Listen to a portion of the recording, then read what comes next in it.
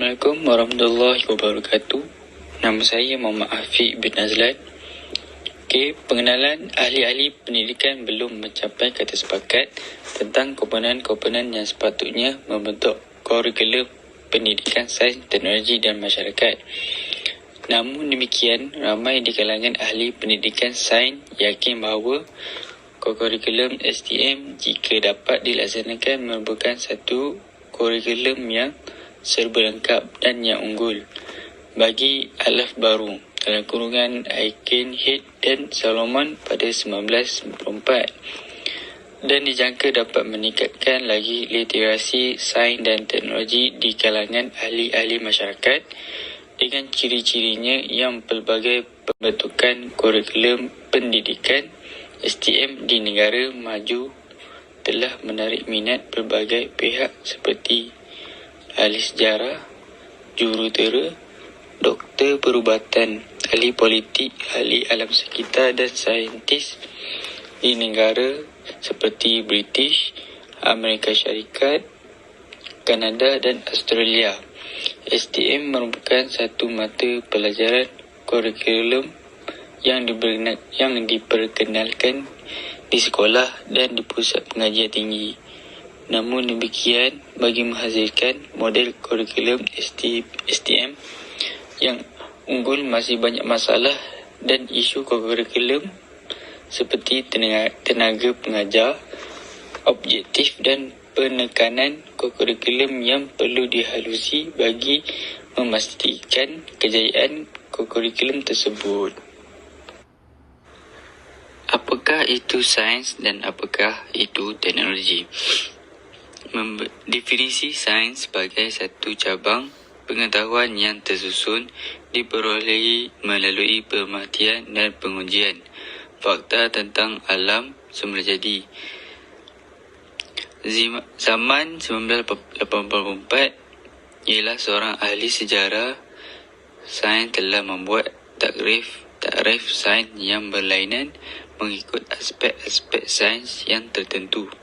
Jika sains ditakrifkan sebagai alat untuk menyelesaikan masalah, ia memperlihatkan aspek instrumen yang berhubung rapat dengan teknologi.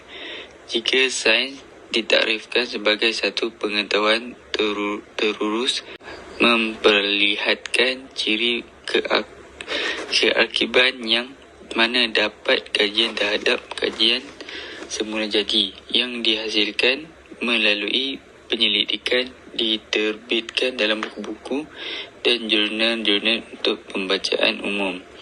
Dari aspek falsafah, sains menekankan pengkaedahan sains yang bergantung kepada proses penaklukan induksi dan deduksi. Prosedur sains seperti eksperimentasi, pemerhatian atau pencerapan dan membuat hipotesis adalah merupakan elemen-elemen dan pengkaedahan khas untuk mendapatkan kenyataan yang boleh dipercayai terhadap alam semula jadi. Sains juga boleh dilihat dari aspek vokasional, iaitu ahli-ahli sains menjalankan penyelidikan melalui kebolehan, minat dan kreativiti mereka. Sebagai rumusan, sains menerangkan banyak perkara. Ia adalah hasil penyelidikan yang mempunyai kaedah tertentu. Satu pengetahuan tersusun, satu alat penyelesaian masalah, satu institusi sosial memerlukan semua bahan, satu sumber kebudayaan yang perlu diurus dan merupakan satu faktor utama dalam pembinaan masyarakat. Assalamualaikum warahmatullahi wabarakatuh. Nama saya Muhammad Nur Ifan bin Buhari. Objektif pendidikan adalah banyak dan pelbagai. Sebahagian daripada objektif pendidikan STM disenaraikan seperti di bawah. Yang pertama, menghasilkan manusia yang boleh membuat keputusan bijaksana. Yang kedua, warga negara yang berkeupayaan. Yang ketiga, menghasilkan saintis dan jurutera yang mempunyai sikap kemanusiaan. Yang keempat, menghasilkan warga negara yang literat dalam sains dan teknologi. Yang kelima, memberi kesedaran tentang had-had dan batasan sains dan teknologi dalam menyelesaikan masalah masyarakat. So, seterusnya, kandungan kokurikular STM. Oleh kerana STM adalah satu bidang yang luas, maka pemilihan kandungan pengetahuan bagi kokurikular STM merupakan satu isu dan yang subjektif dan mungkin berbeza daripada satu program dengan program yang lain. Namun demikian, kandungan STM perlu selaras dengan matlamat dan objektif yang hendak dicapai.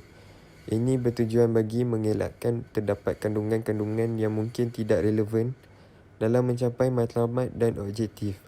Bagi tujuan perbincangan, model kokurikular STM dari Alberta Curriculum Support berjudul STS Science Education, Unifying the Goals of Science Education, digunakan Alberta Education Curriculum Support 1990.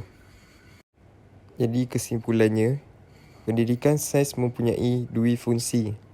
Pertamanya, sains diajar untuk menyediakan pelajar-pelajar untuk meneruskan pengajian mereka ke peringkat tinggi dalam bidang-bidang sains dan teknologi seperti kejuruteraan, bidang perubatan dan penyelidikan. Keduanya, sains diajar untuk menyediakan ahli-ahli masyarakat yang literat dalam sains untuk faedah individu, sosial dan masyarakat. Usaha bagi mencapai matlamat yang pertama biasanya akan mengurangkan usaha bagi mencapai matlamat kedua dan sebaliknya.